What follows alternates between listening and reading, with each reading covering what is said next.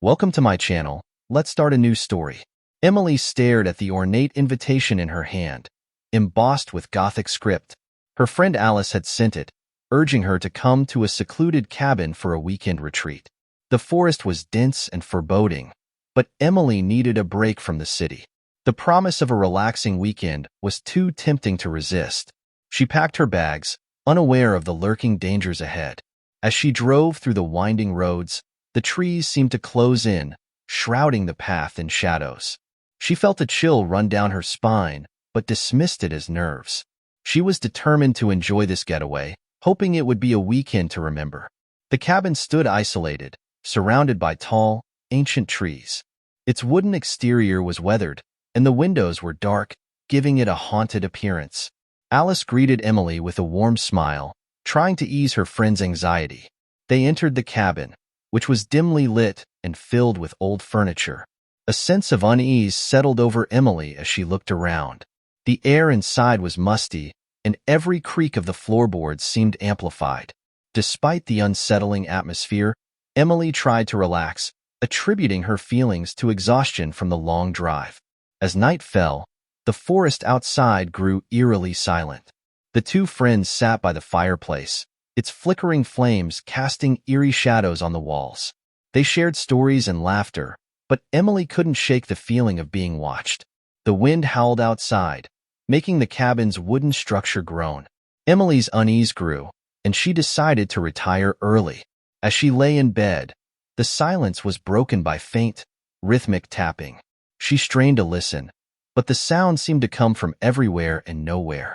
Fear gripped her, and she pulled the covers over her head, willing herself to sleep.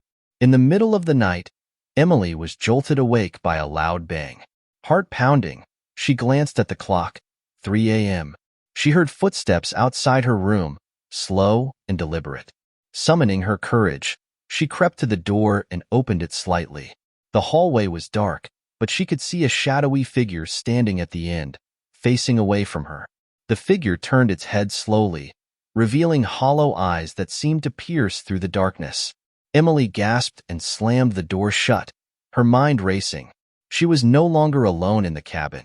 Morning brought little comfort to Emily. She found Alice in the kitchen, but her friend seemed different, her eyes vacant and her responses robotic. Emily tried to discuss the previous night, but Alice dismissed her concerns. Determined to uncover the truth, Emily searched the cabin for clues. She found an old journal in a hidden compartment, its pages filled with cryptic writings and drawings of dark rituals. The entries grew more frantic, detailing strange occurrences and unexplainable phenomena. Emily's fear deepened as she realized the cabin held a sinister history. The journal mentioned a hidden basement, sealed to contain something evil. Emily hesitated, but knew she had to find it. She located the basement door beneath a rug, its padlock rusted but still secure. Using a nearby tool, she pried it open and descended into the darkness. The air was thick with decay, and the walls were lined with disturbing symbols. In the center of the room lay a large, circular stone slab covered in dried blood. Emily's heart raced as she realized this was the site of unspeakable rituals. A faint whispering filled the air, growing louder as she approached the slab. Emily discovered old photographs and documents in the basement, revealing the cabin's dark past. It had once belonged to a cult that practiced dark magic, attempting to summon an ancient entity. The rituals had gone horribly wrong, cursing the cabin and its surroundings. Emily felt a presence closing in, the air growing colder. The whispers turned into guttural growls, and shadows danced around her. She knew she had to escape before the entity trapped her as well. Clutching the journal, she raced up the stairs, feeling the malevolent force trying to pull her back.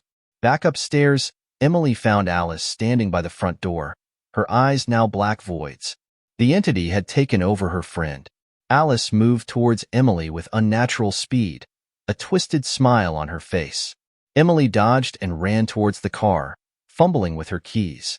She started the engine just as Alice lunged at the window, cracking the glass. Emily sped down the narrow path, the cabin's silhouette fading in the rearview mirror.